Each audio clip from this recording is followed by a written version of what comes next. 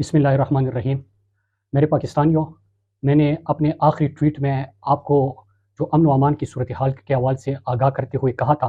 कि 13 अगस्त को हमारा एक जरगा हुआ है और उसमें 4-5 नुकात पे जरगे ने इत्तिफाक किया है। तो उस सिलसिले में कल इंशाअल्लाह कराची में अमन पासून होगा, सोहराब कोर्ट कराची में बाद अज़ दोपहर। मैं आप सबको उसमें शमूलियत की दावत देता हूँ, क्योंकि पाकिस्तान के हर हिस्से का अमन हमारा अमन है। अल्लाह ना करे जनाजे उठेंगे साबिका फाटा खैबर पख्तूनख्वा में, तो उसके बाद हमारी बारी भी आनी है, जिस तरह 2004 में हुआ था। तो हम सब ने अपने पाकिस्तान के लिए, पाकिस्तानियों के लिए, जहाँ पे जुल्म हो, जहाँ पे ज़्यादती हो, जहाँ पे इस किस्म के इशूज़ हो, उनके लिए आवाज़ उठानी है।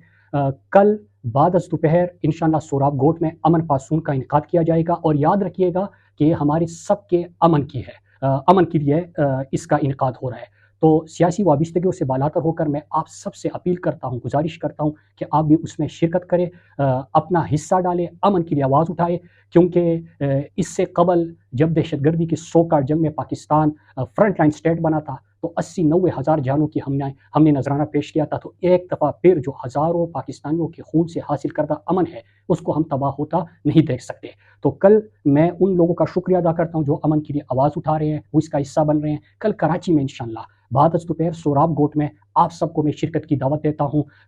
अगर अमन होगा तो आपकी सियासत भी होगी, आप अपनी नज़रिए के प्रचार भी कर सकेंगे। लेकिन अगर अमन नहीं होगा तो फिर माटर गोला और बम धमाका ये नहीं देखता कि इस जगह पे कौन सी पार्टी के लोग हैं और कौन से पार्टी के लोग नहीं है। लिहाजा अपने लिए, अपने पाकिस्तानियों के लिए, जहाँ पे लोग मुश्किलात में है, बलूचिस्तान में, खैबर पख्तूनख्वा में, उनके लिए आवाज़ उठाइए। इसके साथ मैं आज आपसे वीडियो पैगाम इसलिए रिकॉर्ड करवा रहा हूँ कि पॉइंट्स ज़्यादा थे। एक तो मैं सबसे अहम चीज़ जो कराची के लोग हैं उनको कल अमन पासून में सोहराब कोर्ट की दावत दे रहा था। उसके साथ सैलाब, जहाँ पे सैलाब की वजह से पूरा पाकिस्तान सोग में है और जितनी बड़ी तबाही हुई है, वो मनाज़िर आप सब ने देखे हैं। हम अपने साथियों के साथ स्वात, बुनेर, चतराल और हज़ारा वहाँ पे उनके साथ राब्ते में थे। मैं उनका शुक्रिया अदा करता हूँ कि किस तरह वो अपने लोगों के साथ खड़े रहे,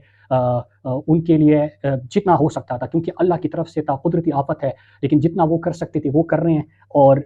मैं उन अपने तमाम कारकुनों को, जिस तरह हमारी लीडरशिप वहाँ पे खड़ी थी, हमारे मुंतखब नुमाइंदे खड़े थे, मैं अपने कारकुन को भी कहता हूँ कि इसी तरह पहले तो रेस्क्यू का मरहला था, जिसमें हमारे तमाम इदारे जो सूबाई हुकूमत के हैं वो भी अपना काम कर रहे थे। फिर रेस्क्यू के बाद रिलीफ है, और रिलीफ के बाद हमने रिहेबिलिटेशन की तरफ भी जाना है। तो तब तक इनको अकेला नहीं छोड़ना, और इसी तरह जहाँ पे आपको मुश्किलात नज़र आती है तो अपने मुंतखब नुमाइंदों को और फिर वो हुकूमत को आगाह करते रहेंगे। लेकिन जो सिलसिला आपने शुरू किया इसको कंटिन्यू रखना है। लेकिन अफ़सोस की बात है और शर्म की बात है कि जहाँ पे पूरा पाकिस्तान सोग में था, और जहाँ पे सैलाब ज़दगान की मदद और उनके साथ खड़ा होना जो है वो प्रायोरिटी होना चाहिए था, लेकिन तवक्को भी किससे कर सकते हैं? जो रिजीम चेंज के बाद पाकिस्तान में ज़ुल्म हो रहे, जो आइन को पामाल किया गया, जो कानून को तोड़ा गया, जो पार्लियामेंट को यरगमाल बना दिया गया, इसी मौका पे भी वो अपने हथकंडों से और अपनी ताकत की तूल के लिए और अपनी नाजायज़ कब्ज़े को तसलसल को कायम रखने के लिए जिस तरह की बेशर्मियों पे उतर आए हैं, वो आपके सामने है। पहले आपने सुना कि इमरान खान के ऊपर और उनकी अहलिया बुशरा बीबी के ऊपर जेल में सख्तियाँ मज़ीद बढ़ा दी गई है। पहले कौन सी आसानी थी?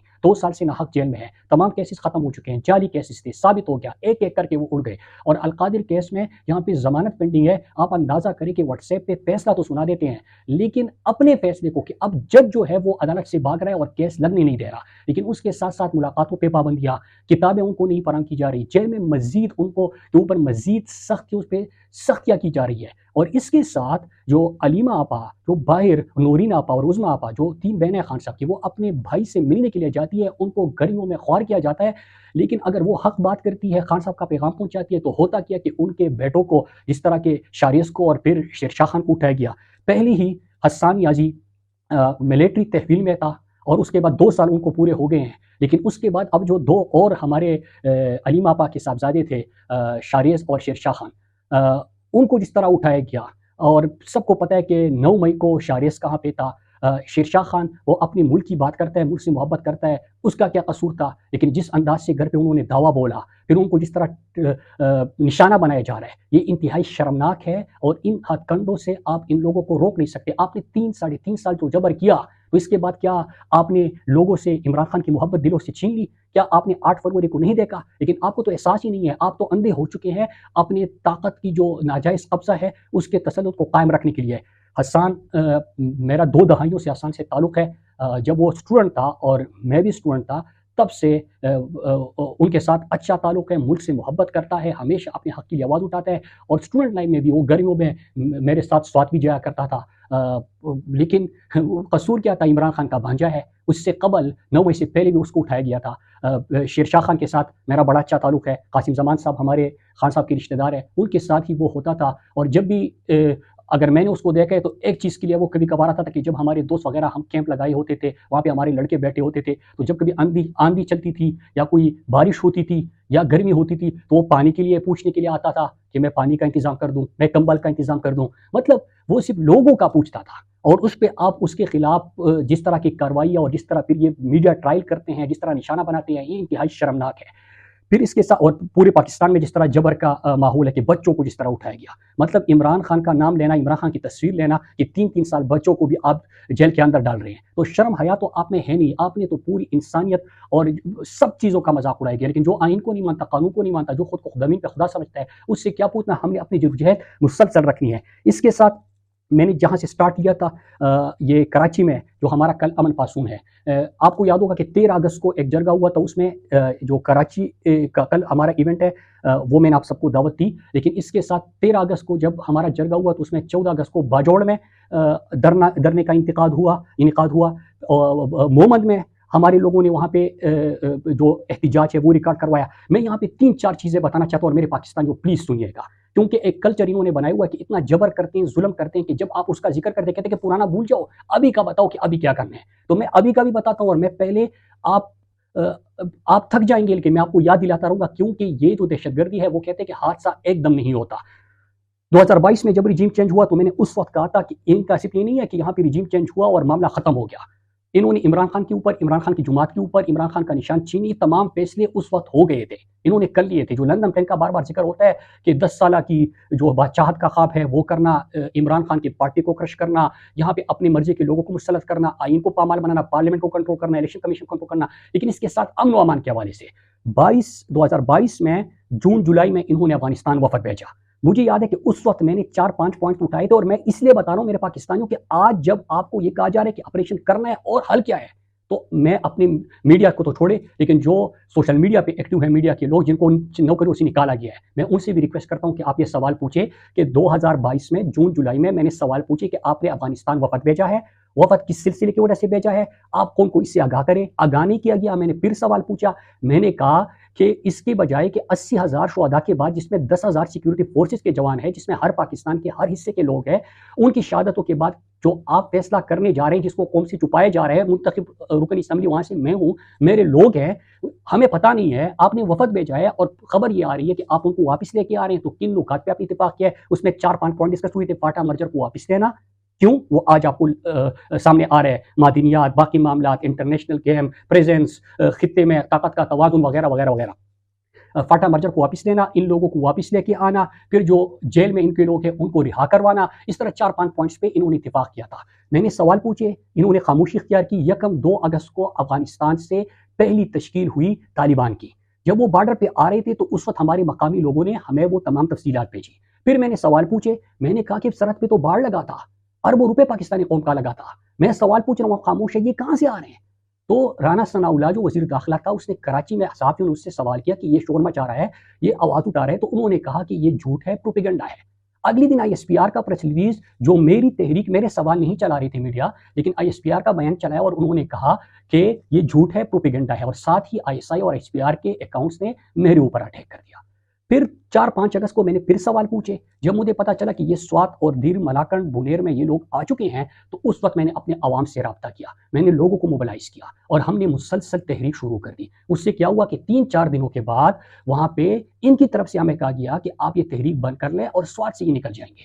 جب وہ سوات سے نکل گئے تو میں نے سوال پوچھا کہ اتنی آسانی سے آئے تھے اور چلے بھی گئے، تو یہ کون لے کے آیا تھا، کیوں لے کے آیا تھا، مقصد آپ کا کیا تھا؟ مجھے کہا گیا کہ بڑے بڑے گیموں میں آپ کا کوئی کام نہیں ہوتا، آپ اپنے کام سے کام رکھیں۔ پھر جب یہ دیر کی پہاڑوں تک پہنچے تو مجھے پھر ان کی طرف سے فون آیا کہ تمہارا کام، اپنے سوات کی بات کرو، تمہارا کام کوئی ٹھیکیدار نہیں ہو تم لوگوں کے کہ تم دیر اور باجوڑ ان لوگوں کی بات کرو گے۔ میں نے کہا کہ ہمارا امن ہے، پورا پاکستان ہمارا ہے، ہم پاکستان کی بات کر رہے ہیں، آئین نہیں توڑ رہا، سوال اٹھا رہا ہوں، لوگوں کی امن کی بات کر رہا ہوں، زندگیوں کی بات کر رہا ہوں، کل کو سیکیورٹی فورسز کے جوان شہید ہوں گے، آپ تو جنازوں میں پاکستان کا پرچم اس کے اوپر رکھ کے سلامی دے کے آپ تو اس کے اوپر سیاست کریں گے، نئے نئے ڈی ایچ ایس بنیں گے، لیکن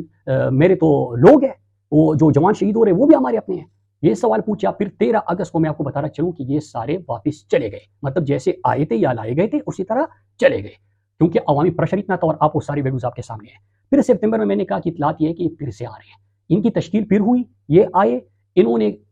انکار کیا، جھوٹ کا پروپیگنڈا کہا، ہمارے اوپر انہوں نے کمپین شروع کر دی، ہمیں غداری کے مقدمے درج کروائے،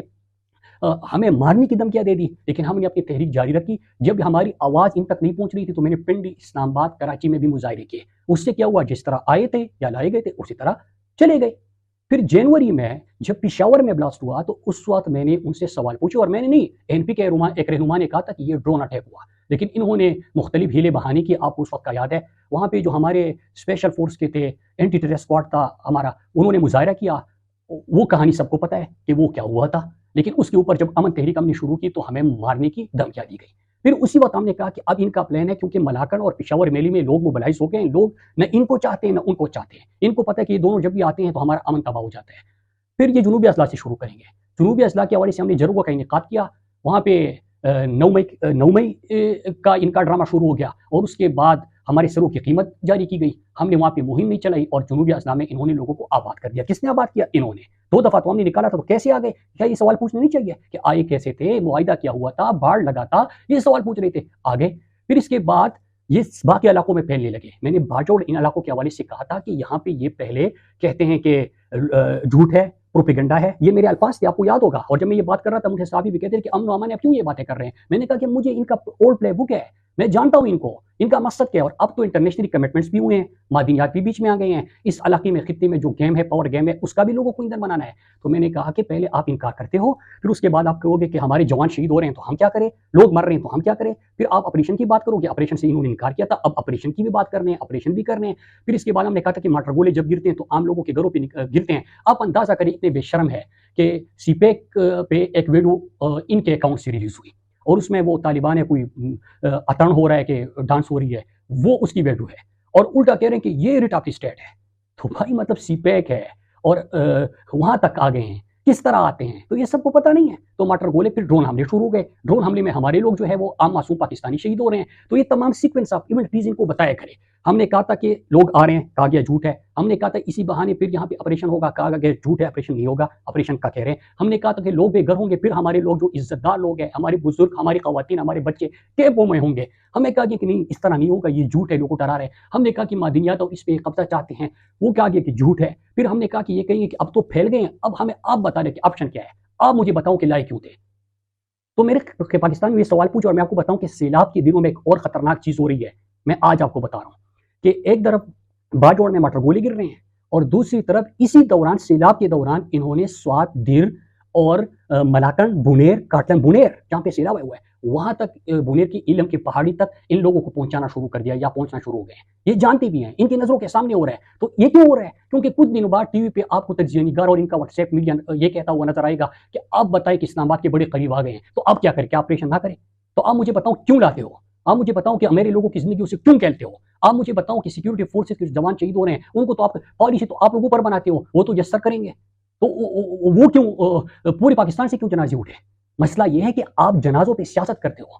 میں تنہا واسطہ، اور میں نے اس وقت کہا تھا کہ ایک جنگل میں آگ لگی تھی، ایک چھوٹا سا پرندہ اپنی کوشش کر رہا تھا، کسی نے پوچھا کہ تمہاری اس چونچ میں پانی لانے سے جنگل کی آگ بجھ جائے گی، وہ کہتا تھا کہ آگ بجھے نہ بجھے میرا اللہ دیکھ رہا ہے کہ میں آگ لگانے والوں میں سے نہیں، آگ بجھانے والوں میں سے ہوں۔ آپ کا مسئلہ یہ ہے کہ آپ کو جنازہ چاہیے، اس پہ سیاست کرتے ہیں۔ میرا مسئلہ یہ کہ میں کہتا ہوں کہ بے گناہ جنازہ کیوں اٹھے۔ آپ کا مسئلہ یہ کہ آپ اس کو جھوٹ اور پروپیگنڈا کہتے ہیں، میں کہتا ہوں کہ آگ پھیلنے سے پہلے میں آگ کو بجھاؤں کیوں نہیں۔ یہ فرق ہے مجھ میں اور آپ میں، اس لیے میں غدار ہوں اور آپ ان کے ٹھیکیدار خود کو سمجھتے ہو۔